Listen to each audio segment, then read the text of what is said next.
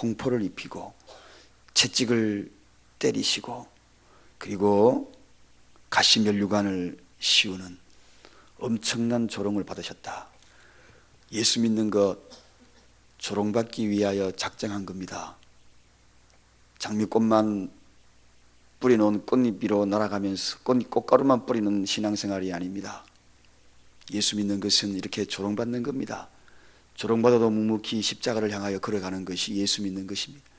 그래서 기독교는 고난의 역사 속에서 그 고난을 뚫고 이기며 부활의 현장에 가는 것이지, 처음부터 화려하게 구원의 대관식에 구원의 면류관을 쓰는 것이 아닙니다.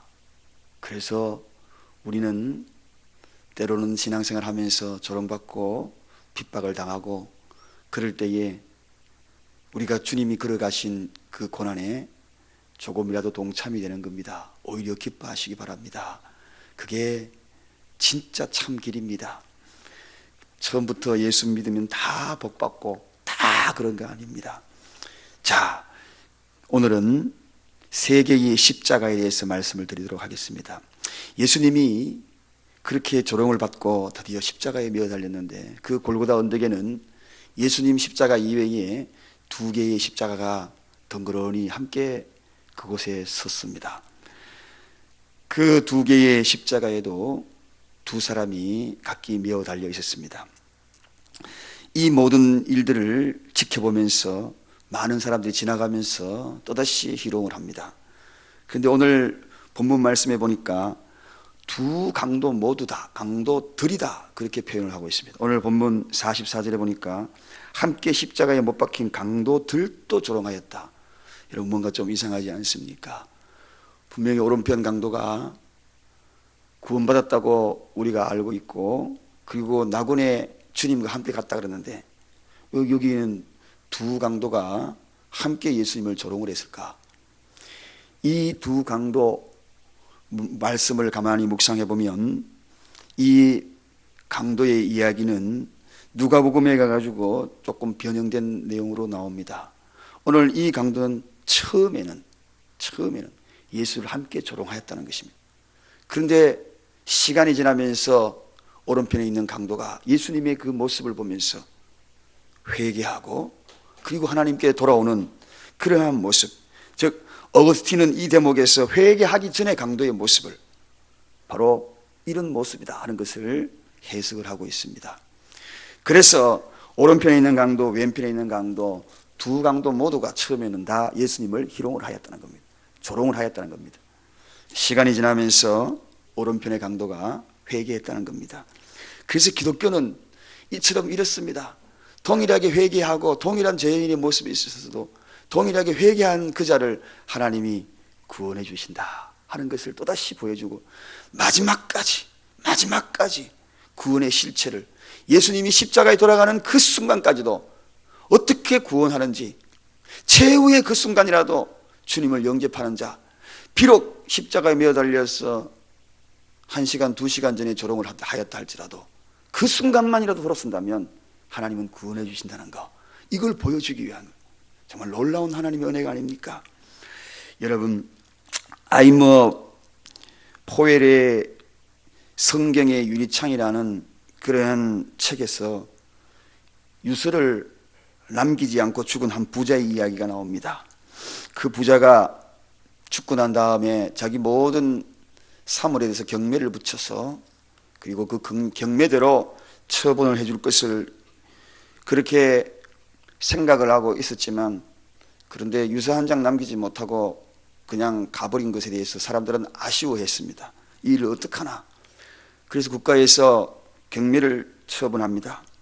경매를 붙였는데 사람들은 그 부자의 경매, 값비싼 경매를 값싸게 막 구입하는데, 한 사람이 유독히 그 부자의 죽은 아들의 그 사진을, 다른 것도 아니고 모두가 다 짓밟으려고 하던 그 부자의 아들의 액자를만 구입하는 겁니다.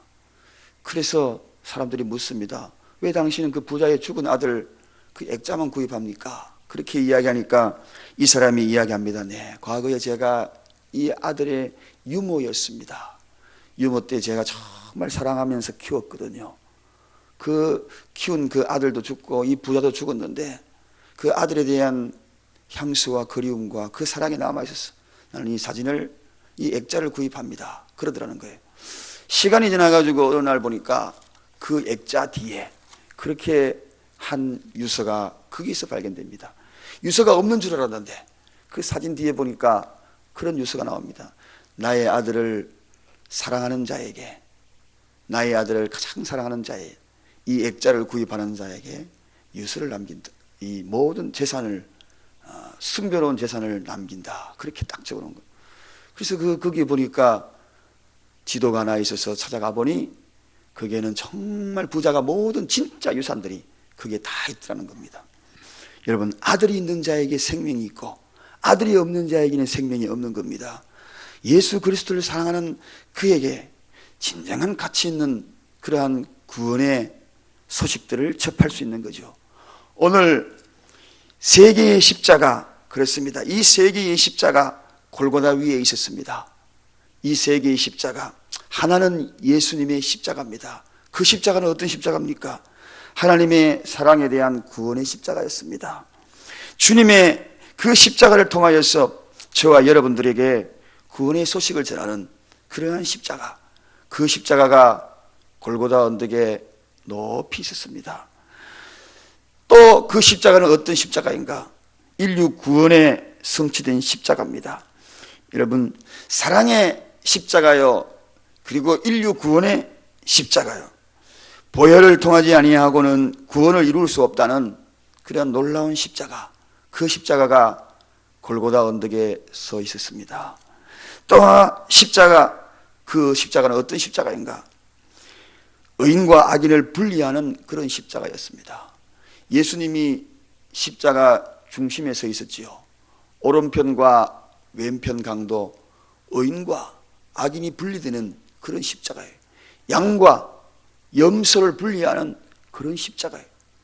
예수님이 제일 오른쪽에 있지도 않고 중앙에 딱 있는 그 이유가 바로 그렇지 않을까? 거기에는 죄인과 의인을 분리하는 그런 십자가. 그렇습니다. 그 십자가는 또 어떤 십자가인가? 용서의 십자가입니다. 제가 아까 서두에 이야기했지요. 이 오른편의 강도는 똑같이 십자가에 매어 달려서까지도 조롱했던 사람입니다.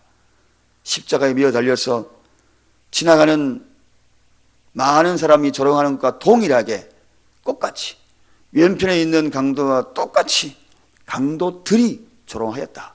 강도들이. 그런데 그가 불과 몇 시간 전에 조롱하였던 그가 마음이 바뀐 겁니다. 회개한 겁니다. 주님은 그 순간도 용서해 주신 것입니다. 할렐루야. 그래서 용서의 십자가다. 용서의 십자가다. 용서의 십자가. 그 다음에 그 십자가는 어떤 십자가입니까? 승리의 십자가입니다. 예수님의 십자가, 거기에서 하신 말씀이 뭡니까? 다 이루었다. 그렇게 얘기합니다. 다 이루었다. 승리의 십자가. 구원을 성취하고 불의와 불법을 이기고 모든 죄악의 세력을 이기고 사망 권세를 이기고 결국은 승리하는 승리의 십자가였다. 이게 바로 예수님이 매어 달린 십자가, 골고다에서 가장 높이 가운데에 매어 달려 있는 그 예수님의 십자가였습니다. 그런데 남아있는 두 개의 십자가가 또 있었습니다. 오른편의 십자가부터 먼저 소개합니다. 주님을 중심으로 있는 이 또 하나의 십자가, 그 십자가는 이 누가복음 23장에 가보면 이 강도의 이야기가 소개되고 있는데, 내가 동일한 정죄를 받고서도 하나님을 두려워하지 아니하느냐? 우리는 행한 일에 상당한 보응을 받거니와 이에 당연하거니와 이 사람이 행한 것은 옳지 않다 하고 오른편에 있는 강도가 이렇게 이야기합니다.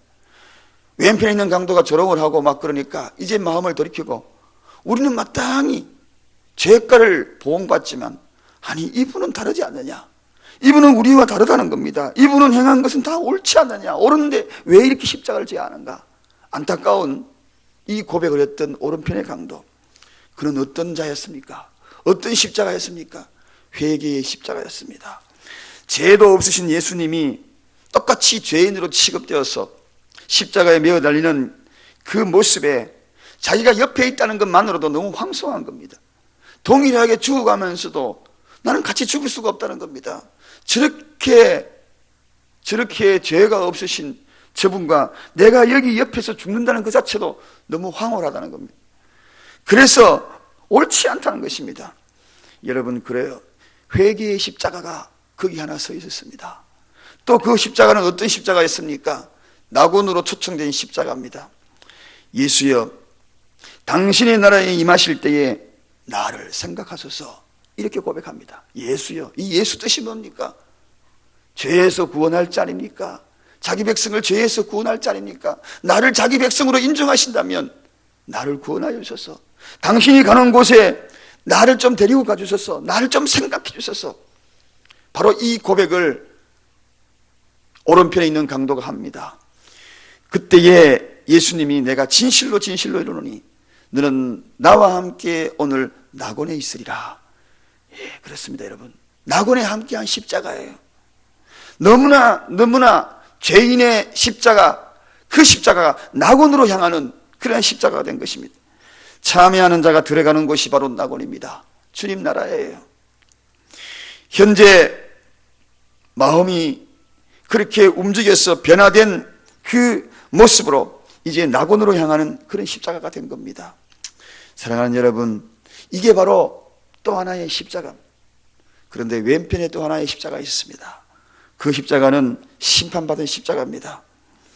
왼편 강도가 뭐라고 이야기합니까? 내가 그리스도가 아니냐, 너와 우리를 구원하라, 그렇게 비방합니다.